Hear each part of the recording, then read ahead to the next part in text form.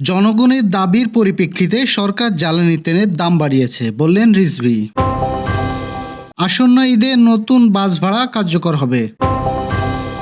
জাবিতে শূন্য আসনে উন্মুক্ত ভর্তি 22 এপ্রিল। সন্ধ্যা 6টার মধ্যে 60 কিলোমিটার বেগে ঝড়সহ বজ্রবৃষ্টির শঙ্কা। বেনাপোল ঢাকা রুটে আরও একটি ট্রেন চলাচল সহ 5 দফা দাবি।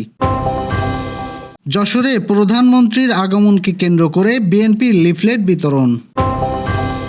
যুদ্ধে নিজেদের সাফল্য তুলে ধরছেন না মার্কিন গণমাধ্যমের উপর ক্ষুব্ধ ট্রাম্প। দর্শক, শুনছিলেন দিনের খবরের প্রধান শিরোনাম, এবার বিস্তারিত। তার আগে আমাদের ইউটিউব চ্যানেল সাবস্ক্রাইব এবং সব খবর পেতে ফেসবুক পেজ ফলো করে রাখার পাশাপাশি ওয়েবসাইট ভিজিট করুন।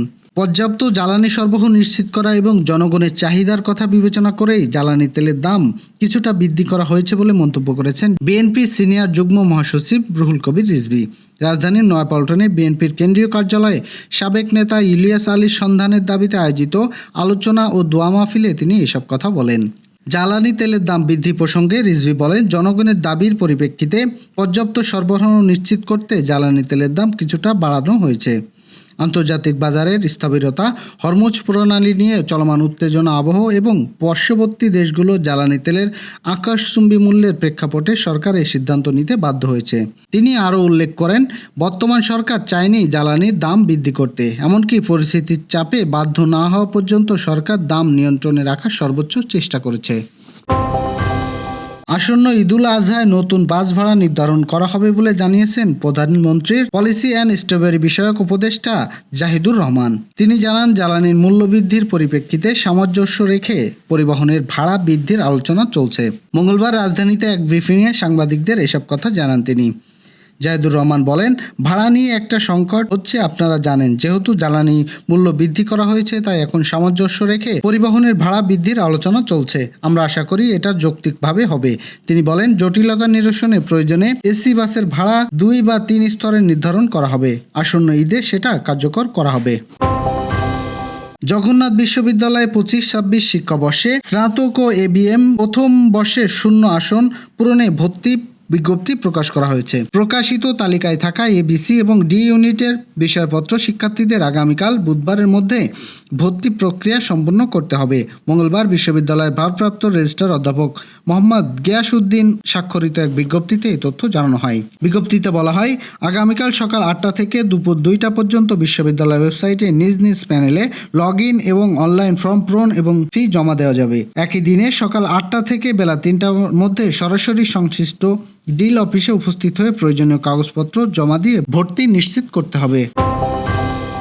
মঙ্গলবার সন্ধ্যার আগে দেশের কিছু অঞ্চলে দমকা ঝড়ো হাওয়া বজ্রবৃষ্টির আশঙ্কার কথা জানিয়েছেন আবহাওয়া অধিদপ্তর।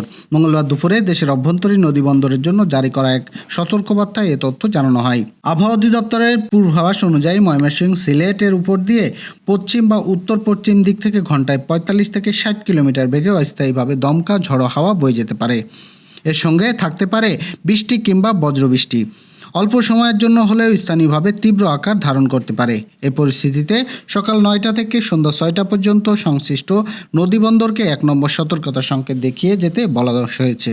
নদীপথে চলাচলকারী নৌযানকে সতর্কতার সঙ্গে চলাচল করতে বলা হয়েছে। বিশেষ করে মাঝারি এবং ছোট নৌযানগুলোকে নিরাপদ আশ্রয়ে থাকার পরামর্শ দিয়েছেন কর্তৃপক্ষ। হঠাৎ ঝড়ো হাওয়া ও বজ্রপাতের কারণে জনজীবনে সাময়িক বিঘ্ন ঘটতে পারে বলে আশঙ্কা করা হচ্ছে। খোলা জায়গায় অবস্থানরত মানুষ, কৃষক, নদীপথে চলাচলকারী যাত্রীদের বাড়তি সতর্কতা অবলম্বনের আহ্বান জানিয়েছেন আবহাওয়া বিভাগ। বেনাপোল ঢাকা রুটে আরও একটি ট্রেন চলাচল সহ 5 দফা দাবিতে স্মারকলিপি দিয়েছে বৃহত্তর যশোর রেল যোগাযোগ উন্নয়ন সংগ্রাম কমিটি। মঙ্গলবার দুপুরে জেলা প্রশাসকের মাধ্যমে রেলমন্ত্রী বরাবর এই স্মারকলিপি প্রদান করেন নেতৃবৃন্দ। স্মারকলিপিটি গ্রহণ করেন অতিরিক্ত জেলা প্রশাসক সার্বিক সুজন সরকার। স্মারকলিপিতে উল্লেখিত 5 দফা দাবি হল, ভোরবেলা বেনাপোল থেকে যশোর নড়াইল ঢাকা রুটে আরও একটি আন্তঃনগর ট্রেন এবং দর্শনা গেদে সীমান্ত থেকে যশোর নড়াইল থেকে আরও 2টি আন্তঃনগর ট্রেন দিতে হবে। ঢাকা নড়াইল যশোর বেনাপোল বা দর্শনা সীমান্ত রুটে অন্তত একটি লোকাল ট্রেন দিতে হবে। দর্শনা থেকে খুলনা পর্যন্ত ডাবল লাইন রেলপথ চালু করতে হবে। সুবিধাজনক যে কোনো স্টেশনে অভ্যন্তরীণ কন্টেনার টার্মিনাল স্থাপন করতে হবে। সকল আন্তঃনগর ট্রেনে সাধারণত বগি যুক্ত করতে হবে। হবে। স্মারকলিপি প্রদানকালে উপস্থিত ছিলেন কমিটির আহ্বায়ক কায়সার হোসেন, সদস্য সচিব ইঞ্জিনিয়ার রুহুল আমিন, যুগ্ম আহ্বায়ক জিল্লুর রহমান ভিটু, সাবেক অধ্যক্ষ শাহিন ইকবাল, অ্যাডভোকেট মাহমুদ হাসান বুলু, সৈয়দ আহমেদ নাসির শেফার্ড, হাবিবুর রহমান মিলন, শেখ আলাউদ্দিন, আমিনুর রহমান হিরু, সদস্য হারুনা রশিদ সহ অন্যরা। আগামী 7 এপ্রিল প্রধানমন্ত্রী যশোরের আগমনকে কেন্দ্র করে যশোর নগর বিএনপির উদ্যোগে লিফলেট বিতরণ কর্মসূচি পালন হয়েছে। মঙ্গলবার দুপুরে শহরের বিভিন্ন গুরুত্বপূর্ণ স্থানে এই কর্মসূচি অনুষ্ঠিত হয়। লিফলেট বিতরণ কর্মসূচির নেতৃত্বে দেন বিএনপির ভাইস চেয়ারম্যান অধ্যাপক নার্গিস বেগম। নেতৃবৃন্দ জানান, জনসম্পৃক্ততা বাড়াতে এবং দলীয় বার্তা সাধারণ মানুষের কাছে পৌঁছায় দিতে এই ধরনের কর্মসূচি অব্যাহত থাকবে।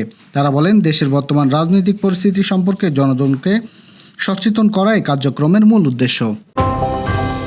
ইরানের যুদ্ধ মার্কিন সশস্ত্র বাহিনীর অর্জিত সাফল্যসমূহ সঠিকভাবে তুলে ধরতে ব্যর্থ হওয়ার অভিযোগে CNN সহ দেশটির প্রভাবশালী গণমাধ্যমগুলোর উপর তীব্র ক্ষোভ প্রকাশ করেছেন প্রেসিডেন্ট ডোনাল্ড ট্রাম্প। নিজের সামাজিক যোগাযোগ মাধ্যম ট্রুথ সোশ্যালে দেওয়া এক পোস্টে এ দাবি করেন। গণমাধ্যমগুলো উদ্দেশ্য প্রণোদিতভাবে মার্কিন সামরিক বাহিনীর অর্জনকে খাটো করে দেখাচ্ছে। গণমাধ্যমগুলোর এই ধরনের নেতিবাচক সংবাদ পরিবেশন কেবল মার্কিন বাহিনীদের জন্য অবমাননাকর নয়, এটি শত্রুপক্ষকে বিভ্রান্ত করার ক্ষেত্রে নেতিবাচক ভূমিকা পালন করছে। মিডল ইস্ট আইয়ের এক প্রতিবেদনে ট্রাম্পের এই কড়া সমালোচনার বিষয় উঠে এসেছে।